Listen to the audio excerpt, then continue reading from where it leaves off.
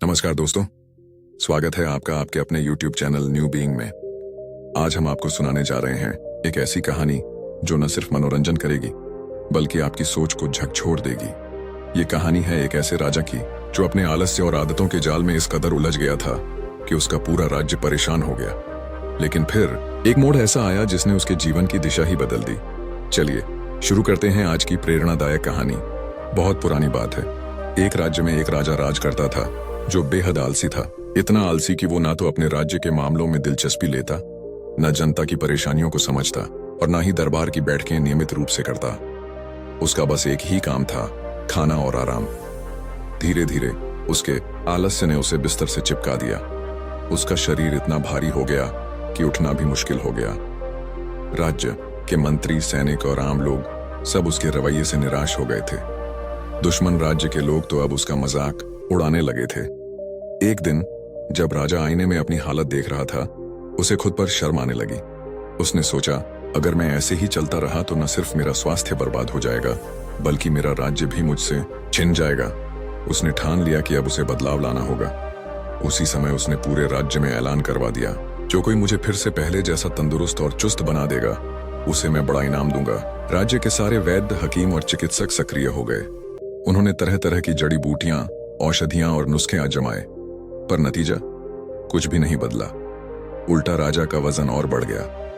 तभी किसी ने सलाह दी, महाराज, आपको बिस्तर से उठकर थोड़ा चलना चाहिए, शायद इससे फायदा हो। पर राजा कहाँ मानने वाला था। वो चाहता था कोई जड़ी बूटी खा ले और जादू की तरह वो फिट हो जाए। पर असल समस्या ये थी कि वो खुद कोई कोशिश नहीं कर रहा था। इसी दौरान एक दिन उस राज्य में एक बूढ़ा संत आया। जब उसे राजा की हालत का पता चला तो उसने कहा, मेरे पास एक खास जड़ी बूटी है जो राजा को ठीक कर सकती है, लेकिन शर्त यह है कि मैं खुद राजा के पास नहीं जाऊंगा। राजा को मेरे पास चलकर आना होगा। मैं उसे अपने हाथों से दबा दूंगा, तभी असर करेगी। राजा को जब ये बात बताई गई तो पहले तो वो बहुत खुश हुआ। चलो, कोई तो आया जो मेरी मदद करेगा। लेकिन जब ये सुना कि राजा को खुद चलकर जाना होगा तो उसका गुस्सा 7वें आसमान पर पहुंच गया। ये क्या मजाक है, मैं तो उठ ही नहीं सकता, फिर वहां कैसे जाऊं? राजा ने झुंझलाते हुए कहा। तब उसके मंत्री ने बड़ी समझदारी से कहा, महाराज, अगर आप अब भी कोशिश नहीं करेंगे तो फिर कभी नहीं कर पाएंगे। ये आपका आखिरी मौका है। बहुत सोचने के बाद राजा ने ठान लिया कि अब उसे अपनी हालत से बाहर निकलना ही होगा। कुछ दिनों की मेहनत और सैनिकों की मदद से वह किसी तरह चलकर संत के पास पहुंचा। पर जब वो वहां पहुंचा, संत नहीं मिले। सेवक ने कहा, संत बाहर गए हैं, कल आइए। राजा को बहुत गुस्सा आया, पर अब वो मजबूर था। अगले दिन फिर पहुंचा। इस बार संत ने उसे एक कटोरी में सादा पानी दिया और कहा, इसे पी लीजिए, ये दवा है, और अगले 1 महीने तक इसी समय यहां आना होगा। राजा ने पूछा नहीं, चुपचाप पी लिया। हर दिन वो संत के पास चलकर जाता, पानी पीता और लौट आता। धीरे धीरे उसकी चाल में तेजी आने लगी। शरीर हल्का महसूस होने लगा। 1 महीने बाद उसका शरीर पहले से बेहतर हो गया था। फिर एक दिन राजा ने संत से पूछा, ये जड़ी बूटी क्या थी? हमारे वैद्यों को भी इसे बनाना सिखाइए। संत मुस्कुराए और बोले, महाराज, ये कोई जड़ी बूटी नहीं थी, ये तो सिर्फ सादा पानी था। आपको फायदा किसी औषधि से नहीं बल्कि आपके चलने से हुआ है। आप रोज यहां आए, थोड़ा थोड़ा चलकर, और यही आपकी असली दवा थी। राजा स्तब्ध रह गया। संत की बात ने उसकी आंखें खोल दी। तो दोस्तों, इस कहानी से हमें क्या सीख मिलती है?